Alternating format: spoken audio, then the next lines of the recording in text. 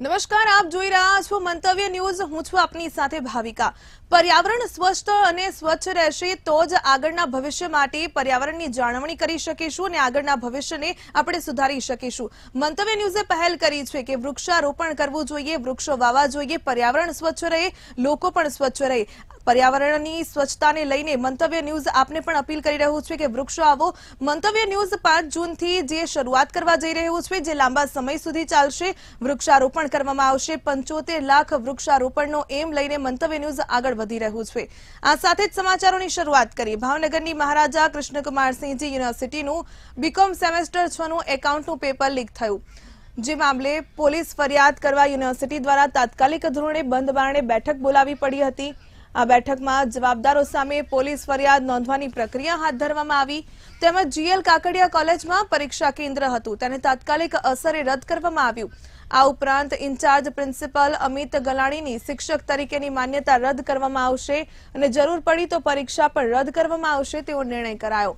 કોંગ્રેસે આ મામલે સરકારને આડે હાથ લીધી। કોંગ્રેસ પ્રવક્તા મનીષ દોશીએ જણાવ્યું હતું કે સરકાર વિદ્યાર્થીઓનું ભવિષ્ય અંધકારમાં ધકેલી રહ્યા છે। સરકારના લગતા વળગતા જે પણ લોકો હોય તે ભ્રષ્ટાચારને વધારી રહ્યા છે। જેના પર આક્ષેપ છે તે અમિત ગલાણી પણ રાજકીય પક્ષની સાથે જોડાયેલો છે।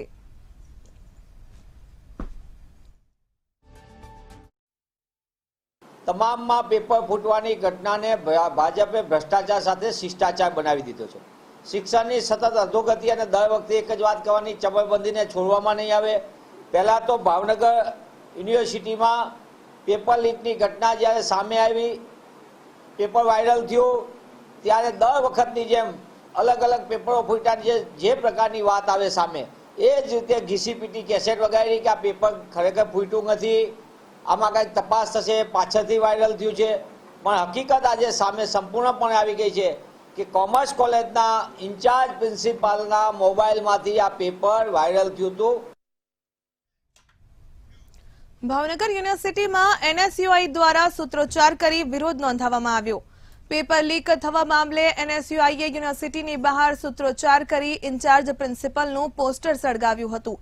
Amit Galani G K Kakadiya college of કોમર્સમાં ફરજ બજાવે ત્યારે યુનિવર્સિટી પરિષદમાં જ એનએસયુઆઈ દ્વારા પોસ્ટર સળગાવીને વિરોધ નોંધાવવામાં આવ્યો હતો।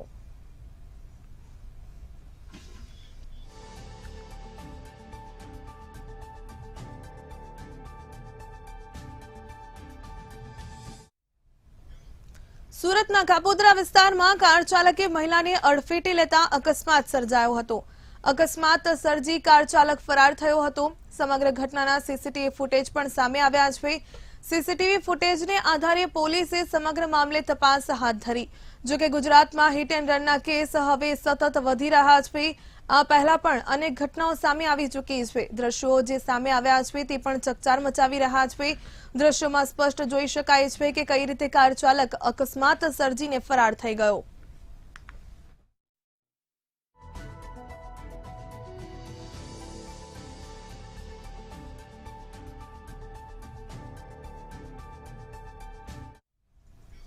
ગીરની કેસર કેરી ફક્ત ગુજરાતમાં જ નહીં પરંતુ દેશ વિદેશમાં પ્રખ્યાત છે। દેશ વિદેશના લોકો પણ આતુરતાથી આ કેરીની રાહ જોતા હોય છે। ત્યારે ગીર પંથકની કેરી વિદેશમાં મોકલવા આ વર્ષે 400 ખેડૂતોએ નોંધણી કરાવી છે।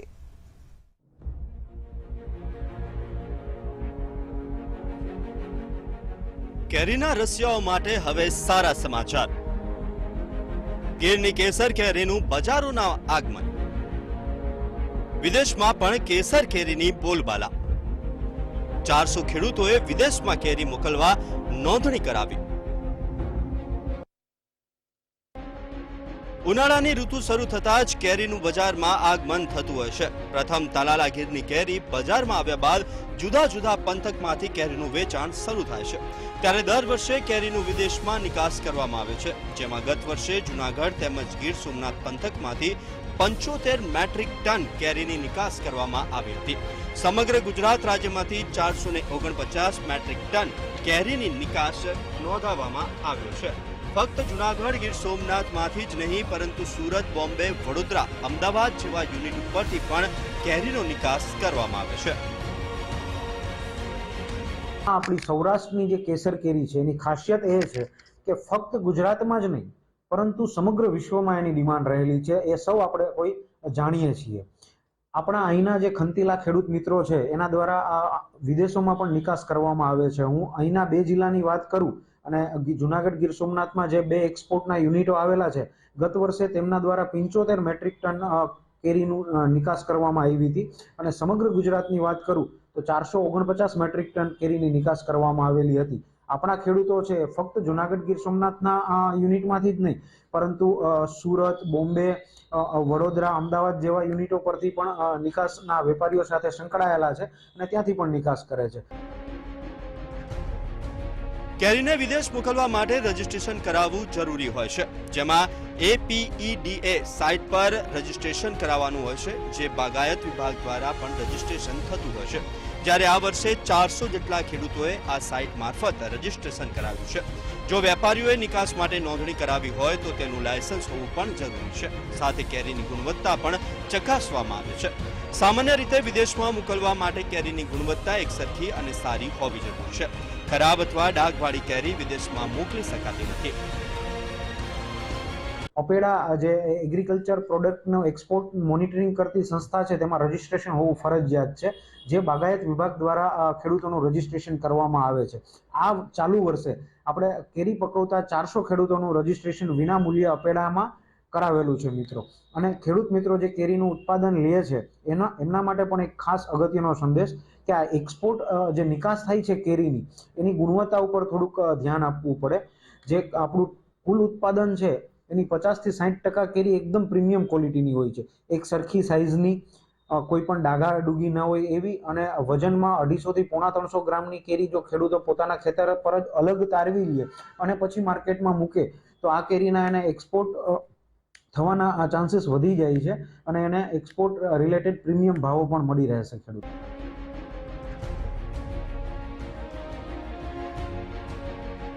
આમ ગીરની કેસર કેરીની માંગ સમગ્ર દેશની સાથે વિદેશમાં પણ એટલી જ છે, અને જેના કારણે મોટી સંખ્યામાં ખેડૂતો વિદેશમાં કેરી મોકલવા માટે રજીસ્ટ્રેશન કરાવ્યું છે.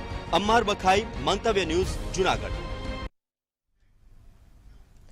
ગોંડલ શહેરના વાતાવરણમાં અચાનક પલટો આવ્યો હતો. શહેર અને તાલુકાના ગ્રામ્ય વિસ્તારમાં કમોસમી વરસાદ વરસ્યો. સતત પડી રહેલા વરસાદને પગલે ખેડૂતોના ઘઉં, ચણા, ધાણા, લસણ, ડુંગળી, મરચા સહિતના પાકોને નુકસાન થયું. કમોસમી વરસાદને લઈને ખુલ્લામાં પડેલી જણસીઓ પણ પલળી ગઈ હતી. ગોંડલના યાર્ડમાં વેચાણ માટે આવેલ જણસીઓ પલળી ગઈ. ગોંડલ શહેરના વાતાવરણમાં ફરી પલટો જોવા મળ્યો.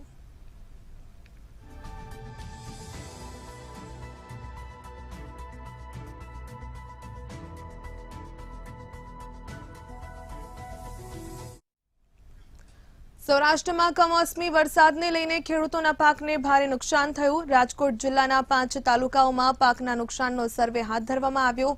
આ દરમિયાન વિવિધ પાકોને કમોસમી વરસાદથી નુકસાન થયું હોવાનું જાણવા મળ્યું. ઘઉં, ચણા, ધાણા અને જીરુના પાકને વધારે નુકસાન થવા પામ્યું.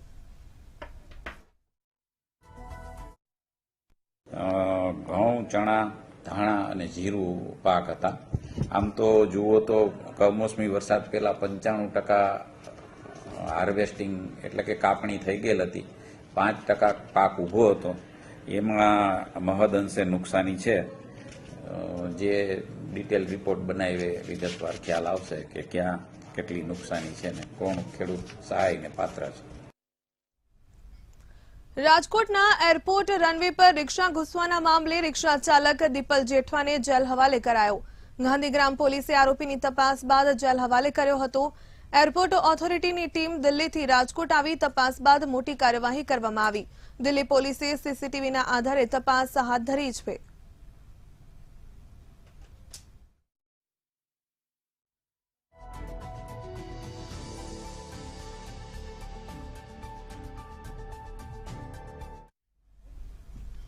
રાજકોટમાં ડોક્ટર બાબા સાહેબ આંબેડકર યુનિવર્સિટીના તાજેતરમાં કેટલાક વિવાદ થયા બાદ રાજકોટની કોલેજમાં ચાલતા સેન્ટરને બંધ કરવાનો ટ્રસ્ટીઓએ નિર્ણય કર્યો. શહેરના સામાકાંઠે આવેલી ઓમ કોલેજના ટ્રસ્ટીઓએ આંબેડકર યુનિવર્સિટીના મેનેજમેન્ટને પત્ર લખીને જણાવી દીધું કે છેલ્લા કેટલાક સમયથી વિદ્યાર્થીઓની અનેક ફરિયાદો આવી રહી છે, જેનું નિરાકરણ કરવામાં આવતું ન હોવાથી આ સેન્ટર તેઓ ચાલુ રાખવા માંગતા નથી. રાજકોટની કોલેજનું આંબેડકર યુનિવર્સિટીનું કેન્દ્ર બંધ કરવા તેમણે શિક્ષણ મંત્રીને પણ જાણ કરી છે. આંબેડકર યુનિવર્સિટીને લખેલા પત્રમાં ઓમ કોલેજના ટ્રસ્ટી ડોક્ટર પરેશ રબારીએ જણાવ્યું કે ઓમ કોલેજ રાજકોટમાં આપની યુનિવર્સિટીનું સેન્ટર લાવેલું હતું. લાઇબ્રેરી, સાયન્સ અને અન્ય વિષયોમાં વિદ્યાર્થીઓના પ્રશ્નો અવારનવાર અમારા સુધી આવે છે, જે સોલ્વ થતા નથી. આપને ત્યાં પણ ઈમેલ ચેક કરશો તો ગુજરાતભરમાંથી ઘણા બધા વિદ્યાર્થીઓની ફરિયાદ આવેલી હશે. ટ્રસ્ટી મંડળે સેન્ટરને બંધ કરવાનો નિર્ણય કર્યો છે.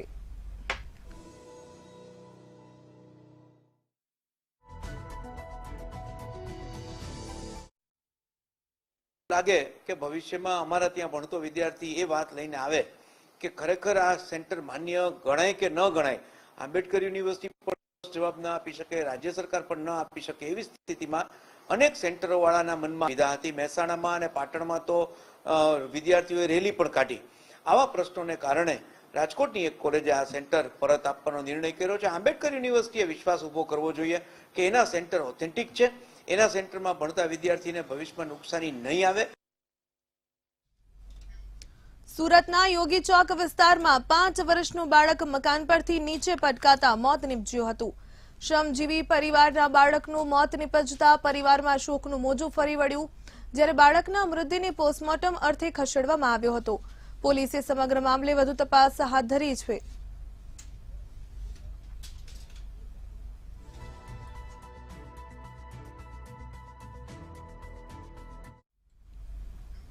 રાજકોટના ઉપલેટામાં યુવતીએ આપઘાત કર્યો હોવાની ઘટના સામે આવી. ઉપલેટાની મયુરનગર સોસાયટીમાં યુવતીએ ગળે ફાંસો ખાઈને જીવન ટૂંકાવી લીધું.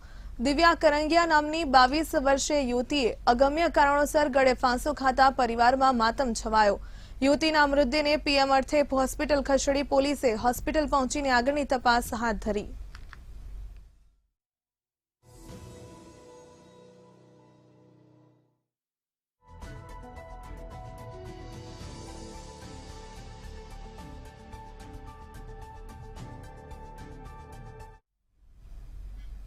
સુરતના કતારગામ વિસ્તારમાં આવેલ મારુતિ ઇમ્પેક્સ ડાયમંડ ફેક્ટરીમાં અંદાજે 2000 કામદારો કામ કરે છે. આ કંપની દ્વારા કામદારોને પોતાના હકો આપવામાં ન આવતા હોવાની ફરિયાદ ડાયમંડ વર્કર યુનિયનને મળી. તેથી યુનિયન દ્વારા 4 જેટલી ફરિયાદો અલગ અલગ વિભાગમાં કરવામાં આવી હતી. જે અનુસંધાને લેબર વિભાગે કંપનીને 20,000 રૂપિયાનો દંડ ફટકાર્યો છે. ઇન્ફેક્શન દરમિયાન ત્યાંની જે ગેરરીતિ સામે આવી, લઘુત્તમ વેતન અધિનિયમ મુજબ એને કાર્યવાહી કરવામાં આવી. ટોટલ 4 કેસ કરવામાં આવ્યા છે. 2 અત્યારે કેસ ચાલુ છે લેબર કોર્ટની અંદર અને 2 ઉપર પોતે આરોપી જે છે એ સ્વીકારે છે કે એ ગુનો મેં કરેલો છે અને એ ગુનાથી કોર્ટ પાસે એવી વિનંતી કરે છે કે ઓછામાં ઓછી સજા કરવામાં આવે. એક કેસની અંદર 8,000 જેટલો દંડ ફટકારવામાં આવ્યો છે અને એક કેસની અંદર 12,000 જેટલો દંડ ફટકારવામાં આવ્યો છે. ભાવનગર સોમનાથ નેશનલ હાઈવેના કામમાં વિસળિયા ગામને સર્વિસ રોડ ન મળતા ગ્રામજનોમાં જે પ્રકારે રોષ ભડકી ઉઠ્યો હતો. રાજુલા તાલુકાના વિસળિયા ગ્રામજનો દ્વારા સર્વિસ રોડ આપવાની માંગ કરી હતી, પરંતુ સર્વિસ રોડ નહીં આપતા આજે વિસળિયા ગ્રામજનો મોટી સંખ્યામાં રોડ પર આવી બેસી જતા કામ અટકાવી દીધું. ગ્રામજનો દ્વારા કામ અટકાવતા પોલીસ પણ દોડતી થઈ હતી.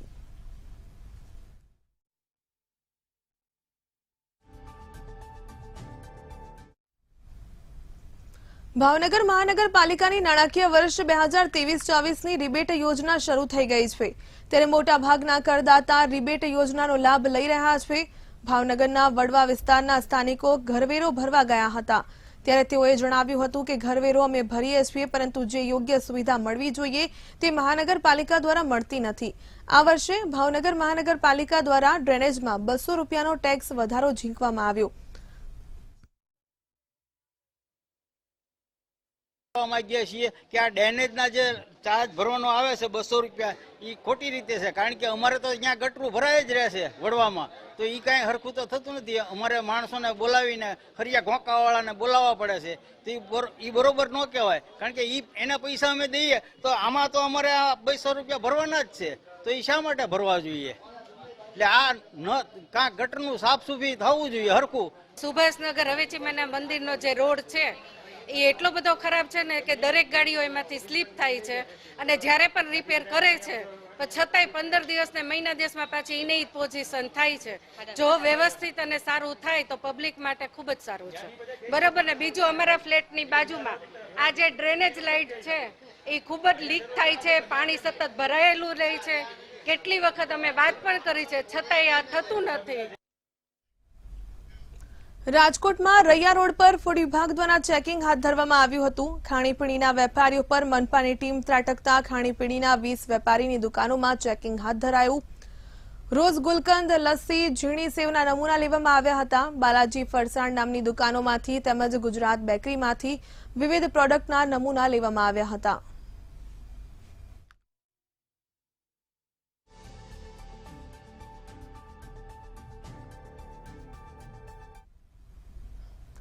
જામનગરના 25,000 પરિવારને આજે પાણી નહીં મળ્યું. મહાનગરપાલિકા દ્વારા પમ્પિંગ મશીનરી ઇન્સ્ટોલ કરવાની કામગીરી ચાલી રહી હોવાથી ગુલાબનગર એ ઝોનમાં આજે પાણી વિતરણ બંધ રહ્યું. આવતીકાલથી રાબેતા મુજબ પાણી વિતરણ કરાશે.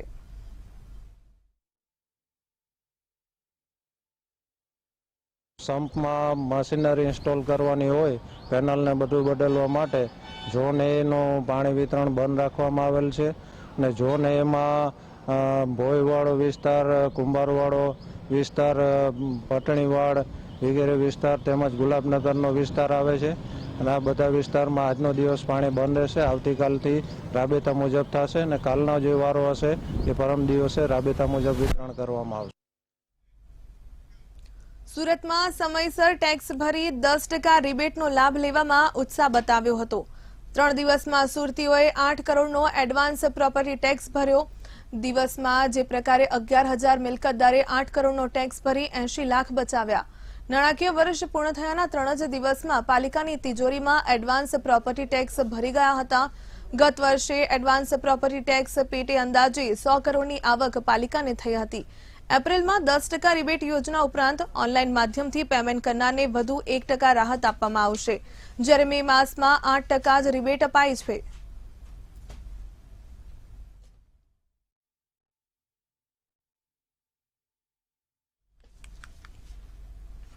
સુરત શહેરમાં મૂકવામાં આવેલા તમામ ટ્રાફિક સિગ્નલો શોભાના ગાંઠિયા સમાન બન્યા છે.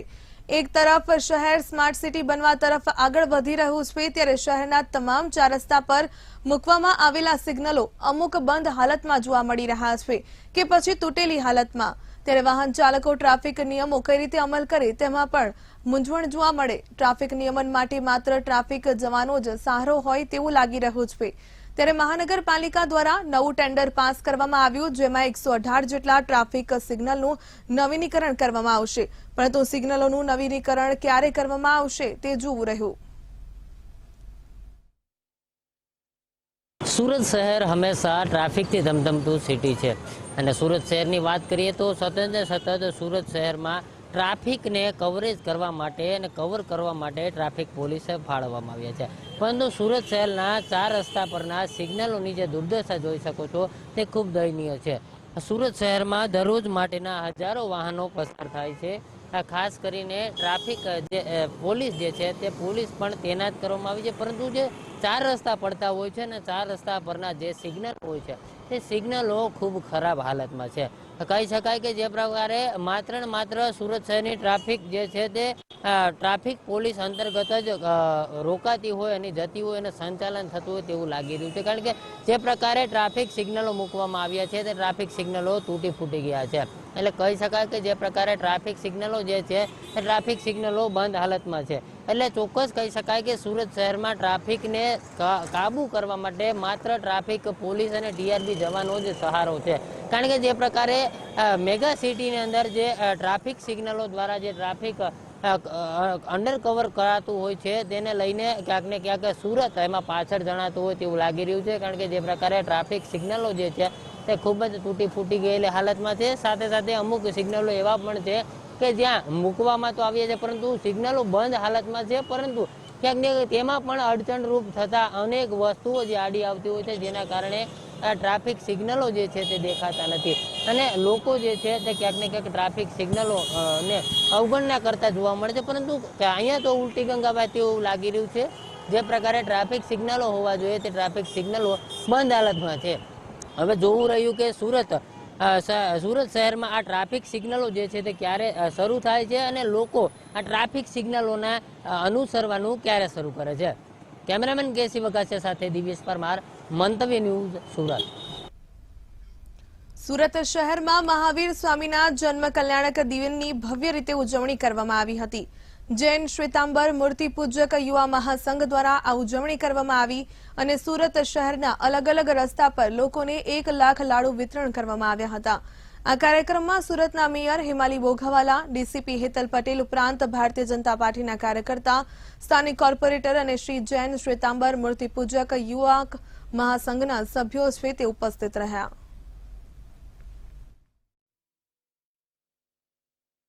આજે ભગવાન મહાવીર સ્વામીનો જન્મ કલ્યાણક દિવસ છે અને આ દિવસના ઉપલક્ષ્યમાં શ્રી જૈન શ્વેતાંબર મૂર્તિપૂજક યુવક મહાસંઘના માધ્યમથી આમ તો છેલ્લા 15 વર્ષથી સુરત શહેરમાં શહેરના વિવિધ માર્ગો પર અમારા કાર્યકર્તા યુવાનો દ્વારા શહેરના પ્રજાજનોને 1 લાખ કરતા વધારે લાડુ દ્વારા પ્રજાજનોનું મોં મીઠું કરાવી રહ્યા છે.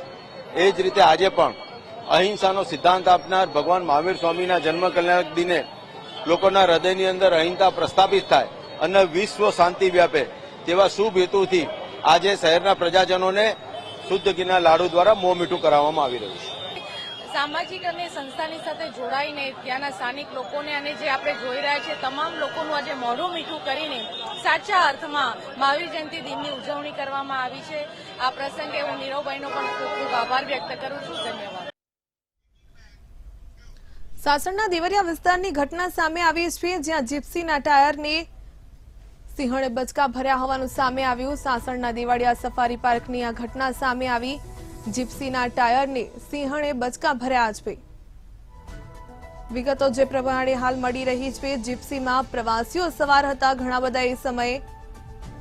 ત્યારે જીપ્સીમાં સવાર પ્રવાસીઓ ઘણીવાર તો સ્તબ્ધ થઈ ગયા હતા.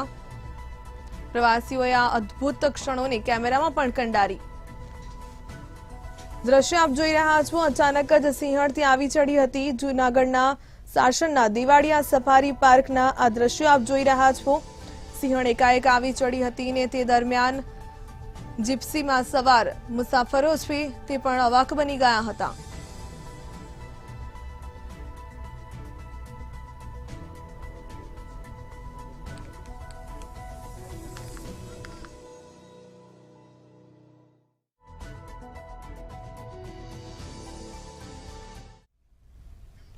સુરતના લિંબાયત વિસ્તારમાં લૂંટની ઘટના સામે આવી છે. લિંબાયત વિસ્તારમાં લૂંટનો મામલો સામે આવી રહ્યો છે. સુરતમાં દિવસે ને દિવસે ક્રાઇમનો ગ્રાફ વધી રહ્યો છે. મોપેડ પર આવેલા 3 જેટલા ઈસમોએ લિંબાયત વિસ્તારમાં લૂંટ ચલાવી. સીસીટીવી ફૂટેજ પણ સામે આવ્યા છે. શહેરના મંગલ પાંડે હોલની પાસે આ બનાવ બન્યો છે. મની ટ્રાન્સફરની ઓફિસના કર્મચારીને લૂંટી લેવામાં આવ્યો. લૂંટ ચલાવીને લૂંટારુઓ છે તે નાસી છૂટ્યા. અંદાજિત 2 લાખની વધુની લૂંટ થઈ હોવાનું હાલ તો અનુમાન લગાવવામાં આવી રહ્યું છે. ઘટનાને પગલે પોલીસનો કાફલો પણ ઘટના સ્થળે પહોંચ્યો હતો. સમગ્ર મામલે પોલીસે તપાસ શરૂ કરી છે.